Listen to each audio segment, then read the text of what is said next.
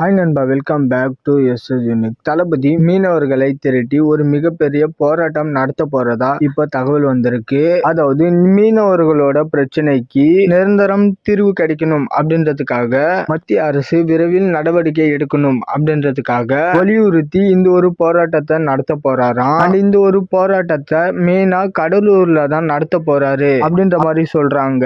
So சீக்கிரமாவே கடலூர்ல இந்த ஒரு தரமான சம்பவத்தை எதிர்பார்க்கலாம். அண்ட் கடலூர் என்னோட டிஸ்ட்ரிக்ட் தான். சோ தளபதி வந்தாருன்னா நேரா போயிட்டு பார்க்கலாம். அண்ட் ஒரு பக்கம் தளபதி இந்த மாதிரி மீனவர்களோட போராட்டம் பண்ண போறாருன்னு சொல்லிட்டு நியூஸ் வருது. இன்னொரு பக்கம் உதயநிதி ஸ்டாலின் அவர்கள் திடீர்னு மீனவர்களுக்கு ஆதரவா பேசியிருக்காரு. அதாவது எப்போதும் மழை வெள்ளம் வந்தாலும் மக்களை காக்க முதலில் வருவது மீனவர்கள் தான். அண்ட் மக்கள் உயிரை காப்பாற்றும் உங்களை கடவுளாக பார்க்கிறேன் அப்படின்ற மாதிரி திடீர்னு மீனவர்களுக்கு சப்போர்ட்டா உதயநிதி அவர்கள் பேசியிருக்காரு. சோ ஐ திங்க் தளபதி இந்த மாதிரி போராட்டம் பண்ண போறாரு அப்படின்ற நியூஸ் போய் போல.